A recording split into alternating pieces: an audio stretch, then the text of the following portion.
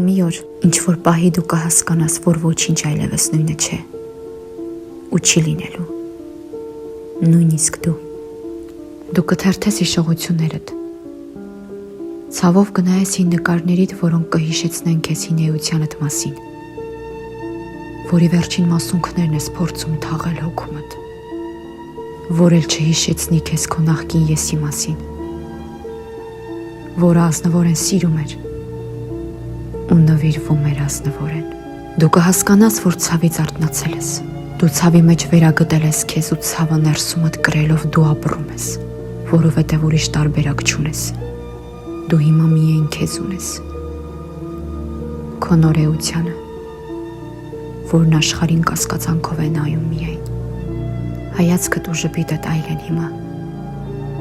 չարությունից ու վիրավորանքից ձևավորված, անկենդան ու հպարտ, որին դու ծանոթ չէիր